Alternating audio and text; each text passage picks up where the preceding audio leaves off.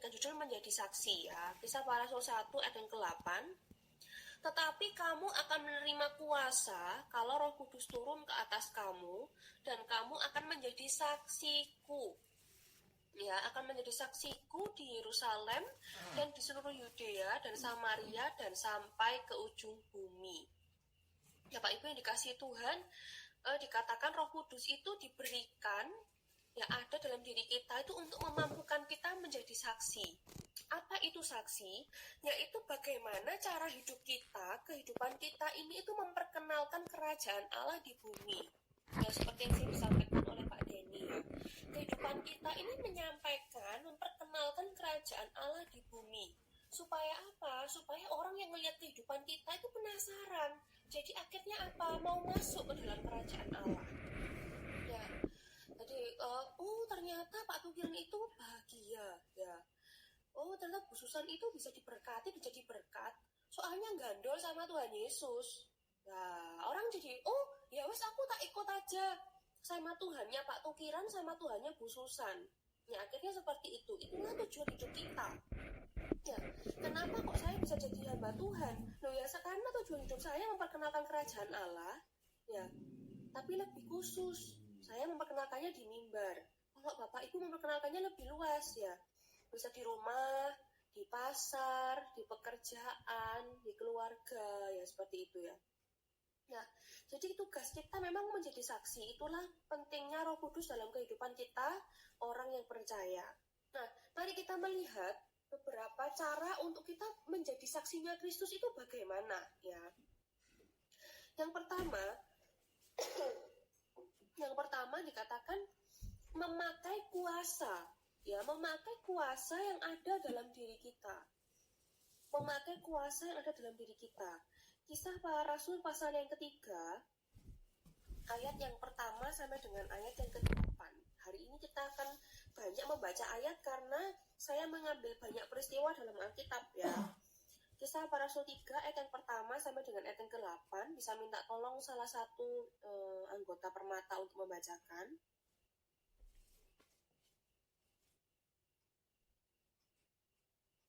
Kisah Para Rasul 3 ayat yang pertama sampai dengan ayatnya yang ke-8. Kisah Para Rasul 3 ayat 1 sampai 8. Pada waktu hari menjelang waktu sembahyang, yaitu pukul 3 petang, naiklah Petrus dan Yohanes ke bait Allah. Di situ ada seorang laki-laki yang lumpuh sejak lahirnya sehingga ia harus diusung. Tiap-tiap hari orang itu diletakkan dekat pintu gerbang bait Allah yang bernama Gerbang Indah untuk meminta sedekah kepada orang-orang yang masuk ke dalam bait Allah. Ketika orang itu melihat bahwa Petrus dan Yohanes hendak masuk ke bait Allah, ia meminta sedekah. Mereka menatap dia dan Petrus berkata, "Lihatlah kepada kami." Lalu orang itu menatap mereka dengan harapan akan mendapat sesuatu dari mereka. Tetapi Petrus berkata, "Emas dan perak tidak ada padaku. Tetapi apa yang kupunyai, kuberikan kepadamu. Demi nama Yesus Kristus orang Nazaret itu, berjalanlah." Lalu ia memegang tangan kanan orang itu dan membantu dia berdiri. Seketika itu juga kuatlah kaki dan mata kaki orang itu. Ia melonjak berdiri, lalu berjalan kian kemari, dan mengikuti mereka ke dalam bait Allah, berjalan dan melompat-lompat, serta memuji Allah. Ya, puji Tuhan ya. Dikatakan di akhir di ayat yang ke-8, orang yang lumpuh itu melonjak berdiri lalu berjalan kian kemari dan mengikuti mereka ke dalam bait Allah, berjalan dan melompat-lompat serta memuji Allah. Berarti yang pertama kita lihat bagaimana caranya kita menjadi saksi, yaitu pakai kuasa. Ya, seperti Petrus, dikatakan Petrus ngomong sama orang lumpuh ini, ya, "Emas dan perak aku tidak punya, tetapi demi nama Yesus Kristus orang Nazaret itu, berjalanlah." Yang dibutuhkan oleh orang lumpuh ini sebenarnya bukan uang. Ya, percuma, uang banyak tapi nggak bisa jalan. Ya, Petrus tahu yang dibutuhkan orang ini sembuh. Nah, maka dari itu, Tante, Bapak, Ibu, kita harus tahu ketika kita bertemu dengan siapapun ya, siapapun ini, entah itu keluarga, entah itu mungkin jemaat yang kita kenal, ataupun orang yang mungkin baru kita ketemu, terus kita tergerak hatinya, kita harus tahu kebutuhannya orang ini apa ya. Dalam arti ketika mereka sharing sama kita, banyak orang itu yang sebenarnya kebutuhannya mereka sendiri itu mereka belum tahu. Ya, mereka menceritakan masalahnya, aku ini anakku gini, suamiku gini, istriku gini, itu mereka nggak tahu loh. Kamu ini butuhnya apa sih? Kamu butuh pemulihan keluarga, kamu butuh uang karena kayaknya keluarganya ini kacau karena memang kurang butuh pemasukan, atau kamu memang butuh apa gitu ya. Nah itu yang harus kita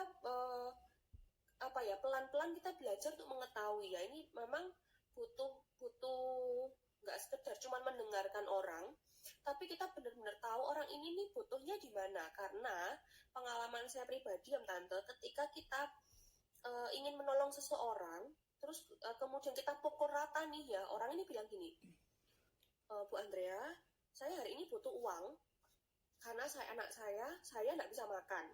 Nah, ketika kita kasih uang, ternyata itu nggak menjawab, nggak membantu apa-apa, ya nggak membantu apa-apa. Nah, di situ saya belajar lagi, oh ternyata nggak semua orang itu ketika dia berkata butuh uang, itu benar-benar yang dia butuhkan, gitu. Jadi saya harus ngajak ngomong lagi, kenapa kok butuh uang Bu? Oh ya karena saya pekerjaannya gini loh. Kenapa kok pekerjaan gini dimundurkan terus sampai akhirnya terucap? Oh ya, karena saya dan suami ini hubungannya nggak karu-karuan, sehingga suami nggak pernah kasih nafkah dan lain sebagainya. Nah, ternyata kan kuncinya di pemulihan keluarga. Nah, disitulah kita harus mulai berdoa, ya, pakai puasa. Ya, Bapak Ibu yang terkasih, kita sudah dengar sering sekali ya, banyak khotbah tentang di dalam kita sudah ada puasa. Ya, saya pun punya puasa. Puasanya saya itu sama dengan Ibu Sulis, gitu ya. Puasanya saya punya sama dengan Ibu Wahyu. Nggak ada yang lebih kecil, mujarab, apa istilahnya kalau orang dulu tuh mandi gitu ya. Nggak ada. Semua kita puasanya sama. Bahkan kalau saya sering dengar permata-permata kalau sharing, wah itu saya kalah udah. Ya, sharing masalah apa penyakit lah, keuangan, itu benar-benar saya luar biasa ya jemaat Tuhan ini, mereka memakai kuasa itu jauh lebih murah daripada pendeta gitu. Nah, maka dari itu kalau kita pengen jadi saksi, ayo kita pakai kuasa. Ya belajar dari hal yang sederhana. Kalau saya nggak tahu Om Denny, Bapak Denny pernah nggak cerita di tempat ini ya. Cuman kami sering mempraktekkan ya hal-hal yang sederhana ketika pada saat mau ibadah, lalu hujan turun, gitu ya. Lalu hujan turun, di situ kami belajar untuk memakai kuasa. Kami katakan kepada hujan, anak Tuhan mau ibadah, hujan berhenti. Dan di situ memang hujan berhenti. Ya, karena di situ jadi saya tahu, oh, ya memang harus mempraktekkan, yaitu namanya melatih. Ya harus melatih. Kalau nggak gitu kapan? Ya kita sering takut ya. Saya sendiri pun ya Bapak Ibu Om Tante, kalau melihat orang sakit pun tuh ya, kalau mendoakan dalam nama Yesus sembuh, itu di pikiran ada, tapi untuk keluar ngomong itu nggak bisa. Ya terhalang banyak hal, gengsi, takut dihakimi, malu dan lain sebagainya. Itu yang menghalangi kita untuk menjadi saksi. Ya, maka dari itu malam hari ini saya mau sharing kepada Bapak Ibu ya, ayo pakai kuasa, mulai dari hal yang sederhana. Saya ingin membacakan sedikit ayat dalam kitab Markus pasal yang ke-16, di ayatnya ke-17. Markus pasal 16 ayat 17, tanda-tanda ini akan menyertai orang-orang yang percaya. Mereka akan mengusir setan-setan demi namaku. Mereka akan berbicara dalam bahasa-bahasa yang baru bagi mereka. Ayat 18, mereka akan memegang ular, dan sekalipun mereka minum racun maut, mereka tidak akan mendapat celaka. Mereka akan meletakkan tangannya atas orang sakit, dan orang itu sembuh. Ya, dan orang itu sembuh. Ayat 20 ya. Mereka pun pergilah memberitakan Injil ke segala penjuru, dan Tuhan turut bekerja dan meneguhkan firman itu dengan tanda-tanda yang menyertai. Mari kita belajar untuk memakai kuasa ya. Setiap kita punya kuasa, sadar atau enggak, Bapak Ibu terima atau enggak, kita punya kuasa, dimana kalau kita enggak pakai, ya itu akan tersimpan selamanya, gitu ya. Karena jelas-jelas dibilang ke dibilang oleh ayat ini, orang yang percaya itu memberitakan Injil ke segala penjuru dan Tuhan terus bekerja dan meneguhkan firman itu. Jadi ketika kita percaya, kita melakukan itu, Tuhan ikut meneguhkan. Seperti itu ya. Dengan tanda-tanda yang menyertai. Dan yang kedua, caranya kita menjadi saksi yaitu kita menceritakan kasih dan kebaikannya Tuhan. Ya, kita menceritakan kasih dan kebaikannya Tuhan. Kisah Para Rasul pasal yang kedua, ayat yang ke-38. Kisah Para Rasul pasal yang kedua, ayat 38. Jawab Petrus kepada mereka, bertobatlah dan hendaklah kamu masing-masing memberi dirimu dibaptis dalam nama Yesus Kristus untuk pengampunan dosamu, maka kamu akan menerima karunia Roh Kudus. Kita lompat ke ayat 41, orang-orang yang menerima perkataannya itu memberi diri dibaptis dan pada hari itu jumlah mereka bertambah kira-kira 3.000 jiwa. Bapak Ibu dikasih Tuhan, Alkitab sendiri mengatakan ya, dunia ini nggak semakin baik, ya dunia ini nggak semakin baik, meskipun kita di dalam Tuhan kita yang semakin baik gitu ya. Tetapi dunia yang di luar Tuhan itu mereka nggak semakin baik. Dikatakan kasih menjadi dingin. Nah, kasih menjadi dingin ini bukan berarti mereka tidak mendapat kasih, enggak. Tetapi mirisnya, kita orang percayalah yang kurang mengenalkan kasih itu. Gitu ya. Jadi kalau kita cerita kepada orang, ya, kita bercerita kepada orang, kemudian yang kita ceritakan hanya Tuhan itu benci kepada orang berdosa dan sebagainya. Nah, mereka mau dapat kasih dari mana? Karena mereka di luar Tuhan, mereka nggak mendapat kasih. Nah, ketika mereka mau mengenal Tuhan, mereka jadi takut. Karena mereka pikir, wah Tuhannya orang Kristen apa doai? Menakutkan, nyeremin. Kok tambah berat? Pernah nggak Bapak Ibu dengar orang cerita gini? Aku ikut Tuhan, orangku nggak tambah penak, tambah abot. Ya abot. Apa dididik harus ke gereja, dididik bayar perpuluhan, dididik kolektor, ya tambah abot. Sih nggak punya uang, ya nggak punya uang tambah nggak punya uang. Ya, teman saya ada yang berkata seperti itu ya. Percuma ikut Tuhan Mundre, urip gak tambah enteng tambah abot gitu ya. Jadi saya kaget loh, kenapa kok bisa kayak gitu? Lah peraturannya cek akeh men, harus ibadah, doa pagi. Ya, dia bukan dari muslim juga, dia agamanya KTP gitu ya, Kristen KTP. Doa pagi. Kalau nggak doa pagi atau nggak doa atau nggak ibadah, diteleponi aku ambil jemaate. Nah, jadi kayak semacam dia kayak diintimidasi oleh orang Kristen gitu ya. Nah, ini yang mau saya bagikan bahwa kalau ketika kita bersaksi, ayo ceritakan kebaikannya Tuhan. Ya, ceritakan kebaikannya Tuhan. Karena kita lihat dengan mata kepala kita sendiri ya. Hidup orang di luar Tuhan itu mereka nggak punya pegangan. Ya, mereka udah nggak punya pegangan. Akhirnya apa? Mereka memiliki pegangan-pegangan yang lain. Entah itu jimat, entah itu dukun. Karena setiap orang hidup pasti butuh yang namanya pegangan. Ya istilahnya kalau orang Jawa tuh gandol. Kita ini mau gandol siapa sih? Nah tapi orang di luar Tuhan, mereka mau gandol siapa? Ya gak ada. Makanya ada yang taat beribadah. Kalau orang muslim itu apa? Taat banget beribadah kepada Tuhannya. Yaitu mereka gandolnya ke Tuhannya itu. Walaupun mereka juga gak kenal banget ya Tuhannya itu seperti apa. Orang Hindu, orang Buddha, siapapun, mereka butuh yang namanya pegangan. Nah, puji Tuhan, kita tuh punya pegangan yang luar biasa. Ya, menurut saya ya, hidupnya orang Kristen tuh paling enak. Yang gandolnya sudah tambah Tuhan, hidupnya paling enak. Ya mau apa-apa tinggal ngomong sama Tuhan. Nah kalau orang lain kan gak ada yang tante ya. Mereka gak ngerti. Aku punya masalah ini, gandol ambek siapa? Panik, pinjem uang dan lain sebagainya. Nah maka dari itu kalau kita mau menceritakan tentang Tuhan, ayo ceritakan kebaikan-kebaikan Tuhan. Bukan pamer ya Bapak Ibu ya. Tapi tahu yang saya maksud ya, menceritakan, Tuhan itu baik kok kehidupan saya. Tuhan juga baik ke kehidupan Anda. Loh, tapi saya ini sudah berdosa, Tuhan masuk mau ambil aku loh. Saya juga berdosa. Ya dosanya saya dengan Bapak Ibu ya sama. Tapi apa? Cintanya Tuhan sama saya nggak berubah. Itu juga dengan cintanya Tuhan ke semua orang.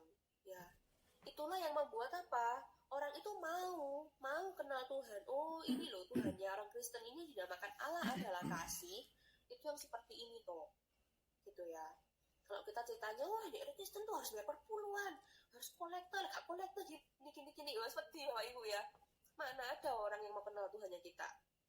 Nah, dalam kitab Wahyu dikatakan, Wahyu pasal 12 ayat 11, iblis itu kalah oleh kesaksian kita ya.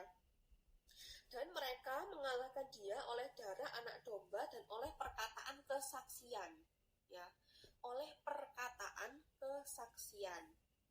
Jadi maka dari itu firman Tuhan pun mengatakan mulut kita itu berkuasa. Ya, saya fokuskan malam hari ini ke bersaksi ya. Apa yang menjadi kesaksian kita tuh berkuasa. Ya, ke siapapun kapan berkuasa. Lalu yang terakhir, ya bagaimana cara kita bersaksi? Tadi yang pertama, ayo pakai kuasa. Yang kedua, ceritakan kebaikan dan kasihnya Tuhan.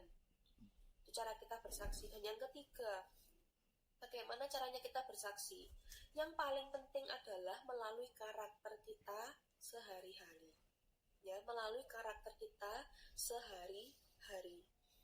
Percuma ketika kita punya kuasa, kita mendemonstrasikan kuasa ya.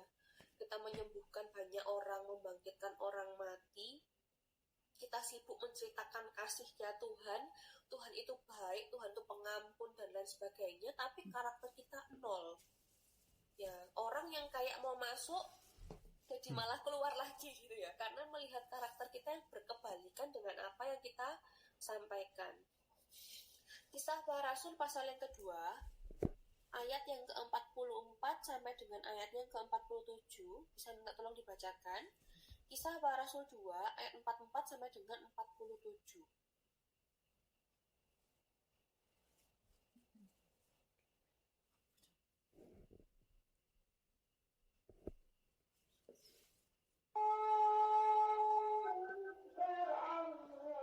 Kisah Para Rasul 2 ayat 44 sampai berapa tadi Bu? 47 Tante. Dan semua orang yang telah menjadi percaya tetap bersatu, dan segala kepunyaan mereka.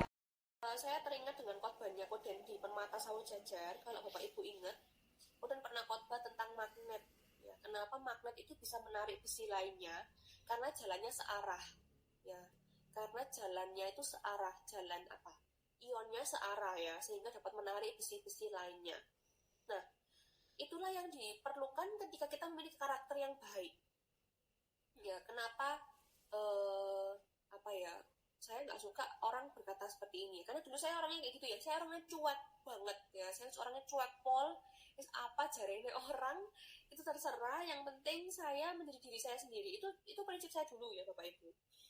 Tapi sekarang saya tahu tuh sangat salah, karena betul apa kata orang itu urusannya orang, tetapi itu menjadi urusan saya ketika itu berurusan dengan saya menjadi saksi. Ya, karena dikatakan di ayat 47 itu kata-kata mereka disukai oleh semua orang. Inilah yang harus kita lakukan. Ya, bukan kita berusaha menjadi orang yang disukai, bukan, tetapi kita harus menyadari pentingnya disukai oleh semua orang. Ya, ketika kita sadar, oh, saya harus jadi orang yang menyenangkan. Ya, tanpa kita usaha, kita akan berangsur-angsur kita menjadi orang yang menyenangkan. Ya, jadi perhatikan perkataan jangan berusaha. Karena ketika kita berusaha menyenangkan hati semua orang, kita akan menjadi orang yang aneh. Ya, tetapi ketika kita sadar dulu, penting menjadi orang yang disukai oleh semua orang. Supaya apa? Supaya apa yang kita sampaikan itu mudah diterima. Bayangkan kalau saya ini orangnya boncek nih Bapak Ibu ya. Saya yakin yang di Permata ini pasti udah off cam semua, gak mau dengarkan saya. Percuma Ibu Andrea ini ngomong apa, ya kan? Apa yang pernah diomongkan gak pernah dilakukan. Ibu Andrea ngomong kasih, ngomong kerjaannya gegeran tok, misalnya gitu ya. Ibu Andrea ngomong mengampuni, wah mana, ketok gegeran terus. Nah, Ibu Andrea bilangnya tentang ayo membagi, tapi gak pernah berbagi loh. Jadi di batu sandungan buat orang lain. Ya, itulah pentingnya karakter, ya.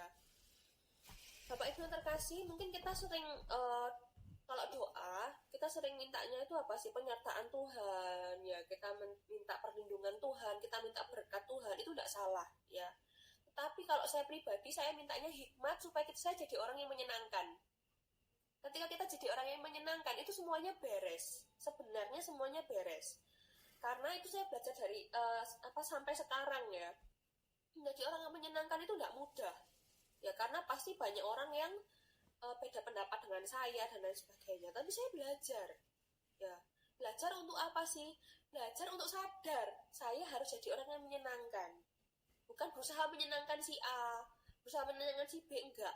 Ya, saya capek pasti kalau seperti itu. Tapi yang penting sadar dulu, penting. Ya, enggak boleh iki aku, ya, ini uripku, ini awakku, terima aku apa enggak, karena itu enggak boleh, ya. Karena itu tadi tujuan hidupnya apa dulu. Ya, kalau tujuan hidup kita memang enggak mau jadi saksi, ya enggak apa-apa. Tapi itu kembali lagi, ya. Tuhan enggak mau. Kalau kita memang mau katanya mau menyenangkan hati Tuhan, ya ayo jadi saksi. Ya, Roh Kudus itu memberikan kita lengkap ya Bapak Ibu ya, 9 karunia roh. Ya, 9 karunia roh itu karunia untuk bernubuat, karunia berbahasa roh, karunia menyembuhkan orang sakit.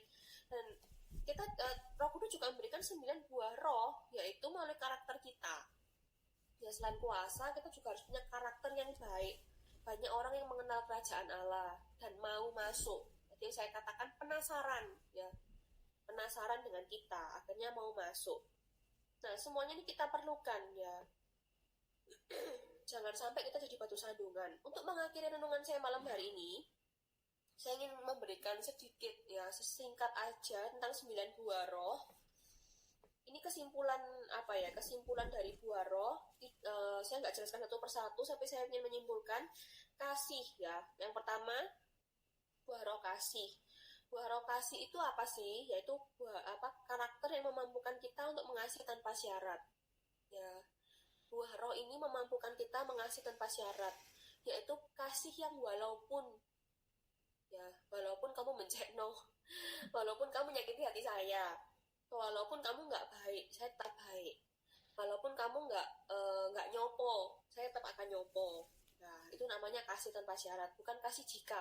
Nah, jika kamu nyopo, aku nyopo. Jika kamu baik, aku baik. Ya, itu bukan buah roh kasih, ya. Yang kedua, buah roh sukacita. Buah roh sukacita itu memampukan kita tetap bersukacita, tidak tergantung ya sama kondisi sekitar. Yang kalau buah roh damai sejahtera itu apa? Memampukan kita tetap tenang, dikatakan sehingga kita dapat berdoa. Orang yang punya buah roh damai sejahtera, yang mengingat, yang menyadari pentingnya buah roh ini itu tidak mudah panik. Orang kalau panik itu pasti keputusannya salah. Dikatakan oleh firman Tuhan, orang yang tergesa-gesa akan salah langkah. Buah roh kesabaran memampukan kita bertahan dalam penderitaan, ya, dan sabar terhadap orang lain, tidak mudah emosi.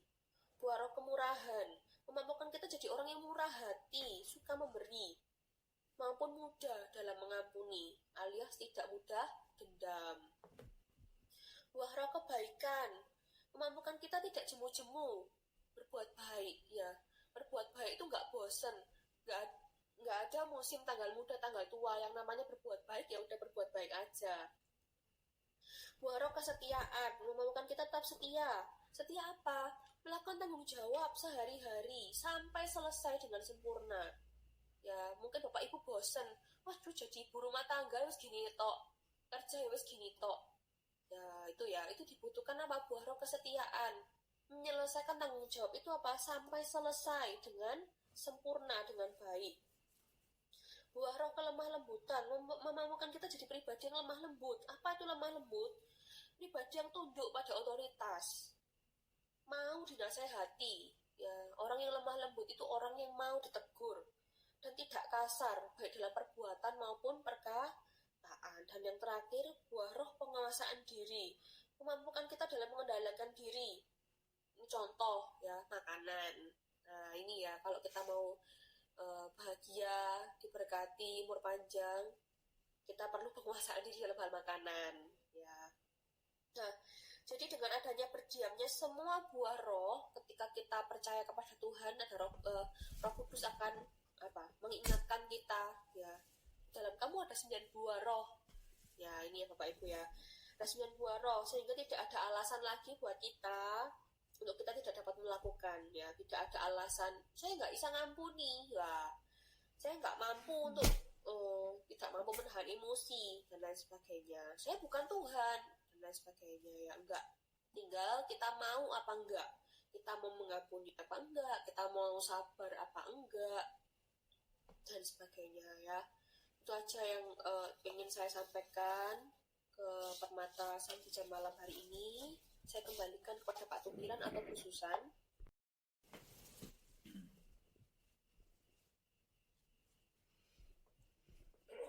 Terima kasih Bu Andrea.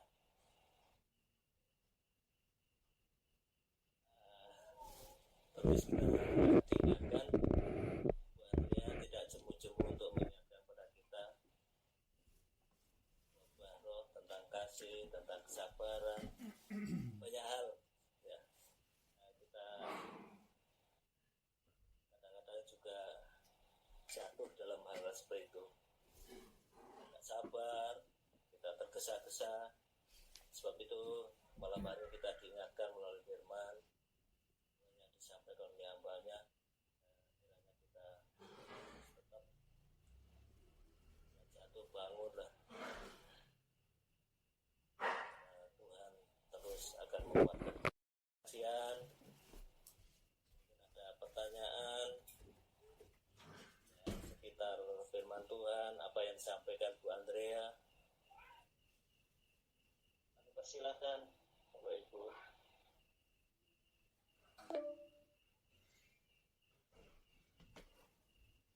Ini sudah diingatkan, tinggal 10 menit lagi. Ayo Bapak Ibu. Waktunya terbatas. Tinggal 10 menit lagi.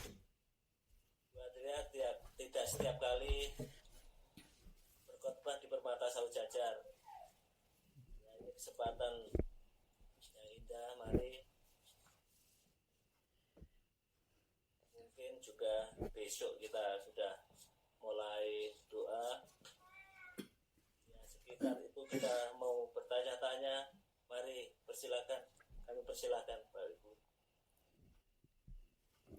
Maaf ya, waktunya sudah tinggal sedikit, kita keluar dulu, masuk lagi ya, daripada nanti terputus.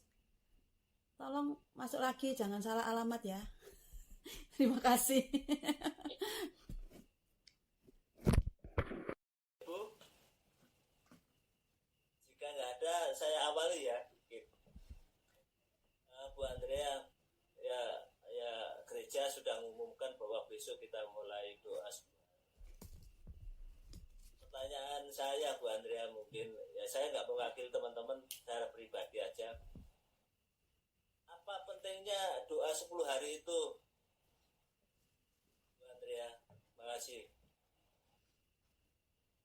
Ya mungkin ini pertanyaan kita bersama ya. Sebenarnya saya juga pertanyaan sama Koden ya. Kok tetap masih harus doa 10 hari kah?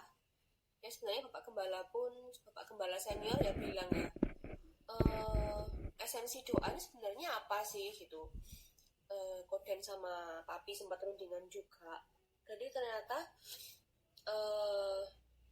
yang pertama di doa 10 hari ini kita benar-benar sepakat gitu ya Om Tante, pengertian yang baru ya. Kalau pengertian yang lama mah kita doa 10 hari, kita nangis-nangis, kita minta kepenuhan Roh Kudus gitu ya, seperti yang dulu kita lakukan, kita berpuasa, ayo biar Tuhan berkenan memenuhi kita dengan Roh Kudusnya, ya kita yang tidak kudus dikuduskan dan lain sebagainya. Ya, atau di pengertian kita yang dulu, ayo kita ubah ke pengertian yang sekarang ya. Maka dari itu sebelum-sebelumnya ini sampai dengan nanti mungkin hari Pentakosta karena ada khotbah-khotbah, ayo semuanya diikuti ya, baik itu Sabtu Minggu tuh ayo diikuti ya. Kalau Pak Denny sih khotbah sering ke hakikat puasa, hakikat doa itu ayo diikuti ya, renungan harian dan lain sebagainya.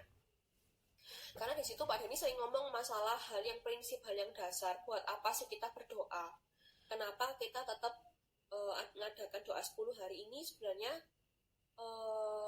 kalau mau gamblang ya Pak Tukiran, saya mau katakan karena ini permintaan jemaat aja ya, kalau mau secara gamblang.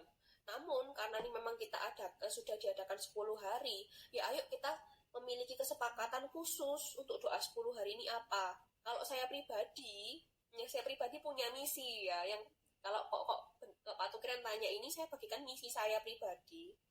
Di doa 10 hari ini, saya benar-benar minta Tuhan untuk buah roh itu Tuhan sadarkan sama saya. Ya karena benar-benar untuk saya menyadari 9 buah roh, itu sabar, ya jadi orang yang sabar, jadi orang yang gak emosian itu saya sulit. Nah itu di doa 10 hari ini saya mau minta sama Tuhan, momen ini nih, ayo Tuhan itu tolong kasih saya pengertian, kasih saya hikmat, bagaimana cara saya untuk menyadari 9 buah roh ini dalam diri saya, dan saya bisa mengeluarkan itu kepada orang-orang yang menurut saya itu bikin saya emosi gitu ya. Nah itu aja sih dari saya. Nah kalau misalnya Bapak Tukiran pengen tahu apa ya gambaran besar gereja GPDI Lembah Dieng itu misinya apa di doa 10 hari, ya saya akan bantu menanyakan kepada Koden gitu ya, karena setahu saya beliau pun juga masih bingung gitu ya, karena apa tujuan di doa 10 hari ini. Kalau saya sih lebih menyadarkan diri Roh Kudus itu ada gitu. Mungkin ada yang pengen bertanya lagi. Kalau tentang bahasa roh ya silakan tanya. Kalau nggak ada yang tanya ya nggak apa-apa sih. Ayo, sudah. Ya, Izinnya sudah masuk loh ya. Ayo ditambahi. Pak Tukiran, saya mau bertanya ya. Oh, boleh Bu, mari Bu. Ya, nambahi dari pertanyaan Pak Tukiran tadi, Bu Andrea. Untuk doa 10 hari itu apakah harus disertai dengan berpuasa seperti itu? Terima kasih. Ya, terima kasih. Jadi gini, sebenarnya saya mau tanya dulu ya, di Permata Saujajar apakah sudah melihat khotbahnya Pak Denny tentang hakikat puasa? Sudah ya. Jadi puasa itu kan sebenarnya untuk melemahkan, mematikan keinginan daging kita. Ya contoh seperti saya ya. Wah aku ini orangnya disuruh nggak emosi sama si A. Nah, kenapa saya perlu puasa? Karena saya harus mematikan panca indera saya. Saya harus benar-benar melihat orang ini, pribadi ini adalah pribadi yang dikasihi oleh Tuhan, yang membutuhkan belas kasihan, sehingga saya ketika melihat beliau itu saya nggak emosi. Seperti itu contohnya ya. Contoh singkatnya seperti itu. Jadi kenapa kita berpuasa? Karena panca indera kita ini sangat kuat. Nah, kita harus melemahkan dengan cara berpuasa tadi. Gitu. Nah, apakah doa 10 hari ini harus disertai puasa? Ya, saya kembalikan kepada pribadi masing-masing. Ketika Bapak Ibu punya pergumulan, di mana kok uangnya ya, iman saya ini nggak bisa timbul. Seperti di pengalaman saya ya, terus mencoba untuk nyopo, kok ya sih gak disopo misalnya gitu ya, mau nyoba emosi kok ya sih digaraya emosi dan sebagainya. Mungkin itu adalah titik di mana sudah saya mending puasa aja. Jadi ketika saya nggak disopos, saya dibikin emosi, apapun yang diperbuat oleh orang ini saya tetap bisa sabar. Mungkin seperti itu. Jadi saya kembalikan kepada pribadi masing-masing, puasa atau enggak itu kebutuhan pribadi. Seperti itu.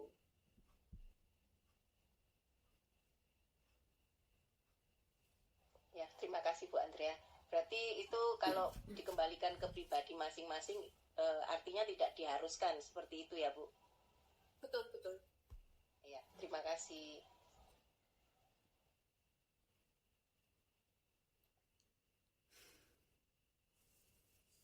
Ya Bu Sulis, nggak diharuskan. Kalau khotbahnya Bapak Gembala yang di hari apa ya? Pokoknya di renungan pagi ya, puasa menahan lapar, tapi setelah buka makannya berluber-luber, lebih baik gak puasa katanya ya. Apa yang dikatakan Ibu Andrea ya, apa namanya, memang kita dalam 10 hari ini ada sesuatu yang khusus, memang mengendaki. Kalau Roh Kudus, memang Roh Kudus sudah ada di dalam hidup kita, kan, ya. Kepenuhan Roh Kudus nggak 10 hari, ya, khotbah. Itu ya masalah puasa, hal-hal yang baru yang mungkin sebelum-sebelumnya kan ya memang sudah tradisi, ya, harus 10 hari selesai kan. Itu bagaimana dengan kondisi tubuh lemah pun kita berusaha supaya terselesaikan. Kita dapat pandangan baru mengenai puasa. Yang penting ada tujuannya, bukan caranya, tujuan. Ayo, mari Bapak Ibu lanjut. Masih ada waktu 1 jam, ya, Bu Susan. Mari, mungkin ada ganjalan-ganjalan dulu kita seperti ini. Sekarang ada memang firman Tuhan dari hari ke hari pasti ada baru dan baru.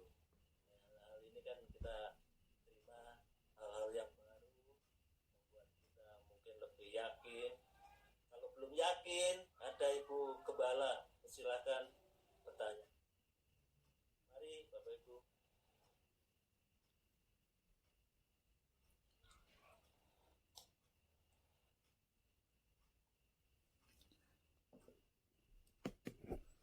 Untuk mengisi waktu, ya, supaya nggak kosong nunggu-nungguan.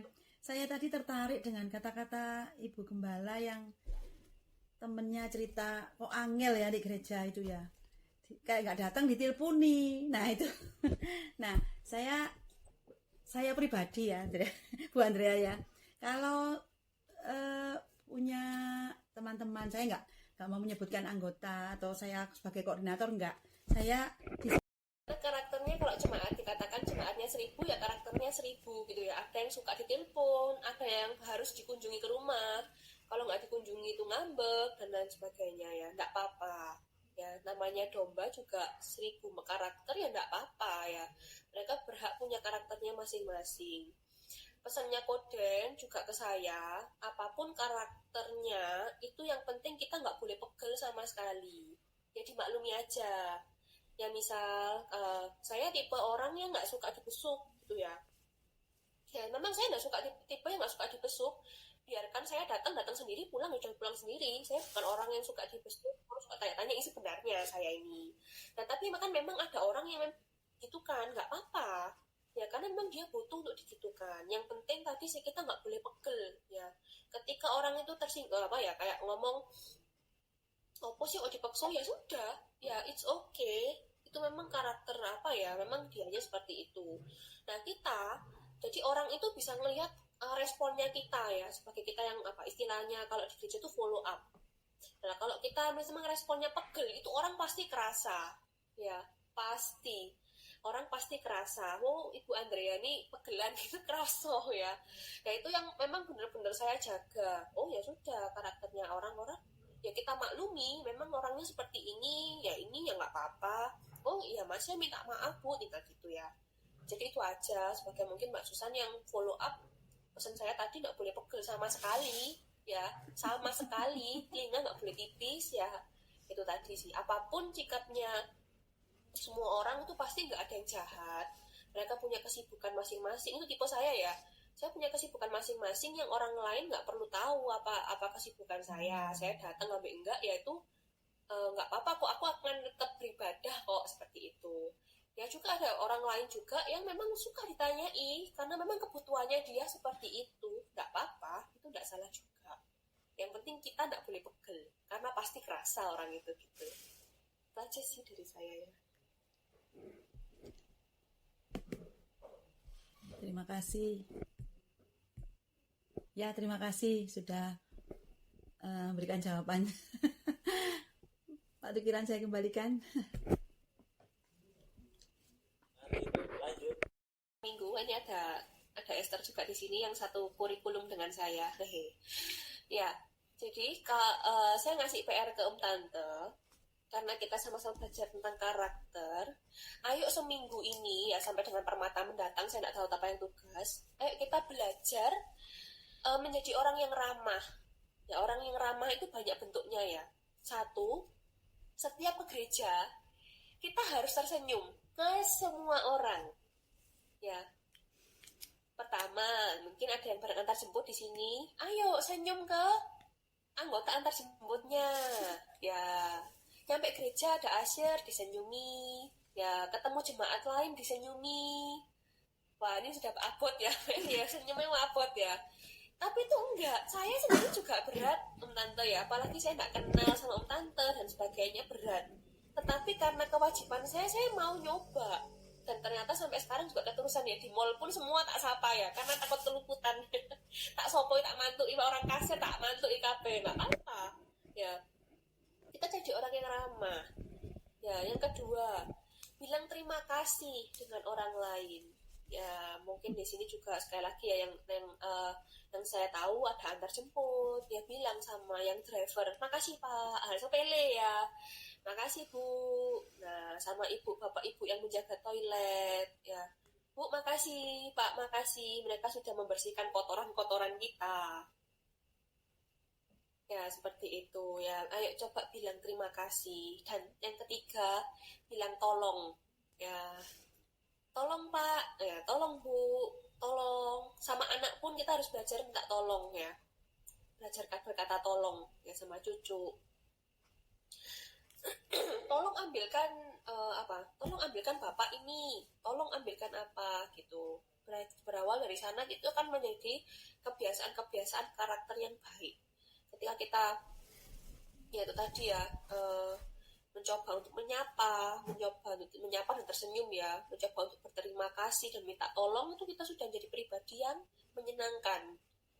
Ya, satu cerita, kami ini, saya dan Koden ya Pak Den, sempat makan di sebuah restoran. Waktu itu kursinya Koden itu mepet sama pintu keluar. Pintu itu jarang dipakai, kursinya Koden mepet ke sana. Nah, waktu itu ada ibu-ibu itu yang belanjaannya banyak ya. Itu restoran sekaligus tempat makan ya, di Lailai itu ya, tahu Lailai yang Semeru itu tempat makannya jadi satu tempat belanja. Nah, waktu itu ada ibu-ibu yang mau keluar lewat pintunya kafe, lewat pintunya restoran itu ya. Dan di situ tuh Koden langsung berdiri, kursinya tuh hal yang sepele pol ya, kursinya dimajukan, Koden berdiri, terus pintunya sama Kodennya dibukakan biar ibu itu bisa keluar. Ya, hal yang kecil yang Koden lakukan, itu orangnya sampai mantuk-mantuknya tuh sampai 90 derajat gitu ya. Aduh nyo, cek baik nyo, makasih ya nyo gitu. Ya jadi sesimpel itu, Bapak Ibu, kalau kita mau menjadi orang yang menyenangkan itu sebenarnya sesimpel itu. Kita nggak butuh memberikan harta kita nggak butuh untuk menolong dia sedang sakit, enggak. Hal yang simpel aja, kita senyum, kita menolong orang, membukakan pintu, ya minta tolong, terima kasih, itu merupakan hal yang menyenangkan. Ya, jadi kalau kita mau jadi berkat, mulailah dari hal yang paling kecil gitu ya. Itu aja PR-nya ya, nggak banyak-banyak, tapi cukup sulit.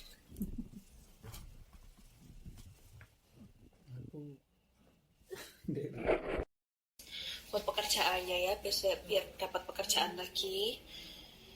Untuk Om Bunjang dengan Evelyn ya yang sedang sakit, bener ya. Oke, juga untuk kesehatan dari Ibu Ati dan untuk Ibu Esther yang berulang tahun. Keberapa ya ini ya? Ke-17 tahun? Enggak, aku tahu enggak 17 tahun ya. Ayo kita berdoa. Bu Andrea, ya. Bu Andrea untuk Pak Tukiran sekeluarga ya. Iya, kesehatan. Oh, belum kita sebutkan ya. Ya, ya. Kok ini kesehatan Pak Tukiran sekeluarga ya. juga. Pak Yanto ya. Juga ya. Ya, terima kasih. Ya.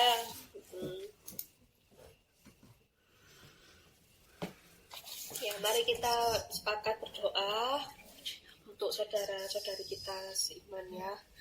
Bapak kami mengucap syukur pada malam hari ini. Terima kasih buat Permata Sawo Jajar yang luar biasa. Tuhan sudah tolong sampai dengan hari ini. Tuhan juga akan tolong untuk kedepannya. Kami akan menyatukan hati Tuhan. Kami sepakat doa untuk Dev, cucu dari Ibu Hasuti yang sekarang sedang sakit. Tuhan yang tolong. Kami percaya Tuhan sudah menyediakan kesembuhan. Amin. Apapun yang dibutuhkan oleh keluarga ini Tuhan juga menyediakan. Kami percaya Tuhan, Dev akan disembuhkan sekarang juga di dalam nama Yesus. Kami perintahkan segala sakit penyakit pergi dalam tubuh Dev di dalam nama Yesus. Yang kedua Tuhan, kami juga berdoa untuk putri dari Ibu Indra. Kerinduan kami Tuhan juga untuk suami dari Ibu Wahyu. Biarlah mereka kembali ke jalan yang benar, yaitu kembali kepada Tuhan Yesus Kristus sebagai Tuhan dan Juru Selamat. Biarlah Tuhan mereka masuk dalam kerajaan Allah, baik dari perkataan kami maupun dari karakter kami, sehingga putri dari Ibu Indra dan suami dari Ibu Wahyu dapat dimenangkan. Kami juga berdoa untuk Listo, anak dari Ibu Sulis. Tuhan, kami berdoa untuk pekerjaan yang sudah Tuhan sediakan yang terbaik untuk Listo. Dimanapun Listo berada, apapun yang dikerjakan oleh tangan Listo, Tuhan buat berhasil. Terima kasih Tuhan untuk kuliahnya, untuk pekerjaan masa depannya Listo. Kami percayakan dalam tangan Tuhan, karena Listo juga adalah anak kesayangan Tuhan. Kami berdoa untuk Om Bun dan Evelyn yang sekarang sedang sakit. Kami juga percaya Tuhan sudah menyembuhkan segala sakit penyakit. Tuhan, kami mau angkat, kami mau usir di dalam nama Yesus. Juga buat Tante Meling sendiri, Tuhan berikan kekuatan, Tuhan berikan kesehatan. Tuhan, kami juga berdoa untuk kesehatan dari Ibu Ati, kesehatan untuk Pak Tukiran sekeluarga, kesehatan untuk Pak Yanto sekeluarga. Kami percaya Tuhan akan memelihara kami, hikmat-Mu Tuhan untuk mengingatkan setiap kami, ataupun apa yang kami makan, apa yang kami minum, Tuhan berikan kami hikmat Tuhan. Terima kasih. Secara khusus Tuhan, kami juga berdoa untuk saudari kami Esther yang berulang tahun kemarin. Tuhan yang tolong, apapun yang dicita-citakan oleh Esther, Tuhan akan kabulkan. Tuhan buat Esther berhasil dimanapun Esther berada. Tuhan tambahkan hikmat. Tuhan jadikan Esther menjadi orang yang menjadi berkat dimanapun Esther berada, baik dalam keluarga. Juga kami berdoa Tuhan untuk suami dari Ibu Esther, yaitu Bapak Sugi. Tuhan juga memberkati Pak Sugi kesehatan. Tuhan berkati apapun yang dikerjakan oleh mereka. Tuhan juga buat berhasil dan nama Tuhan dipermuliakan. Kami juga berdoa untuk seluruh dari Permata Sawo Jajar ini Tuhan. Biarlah menjadi permata yang rukun, permata yang menjadi satu, kompak, sehingga melalui permata ini nama Tuhan dipermuliakan, banyak jiwa-jiwa yang dimenangkan. Kami mengucap syukur sekali lagi untuk semuanya, dan kami akhiri Tuhan permata ini di dalam nama Tuhan Yesus Kristus. Haleluya. Amin.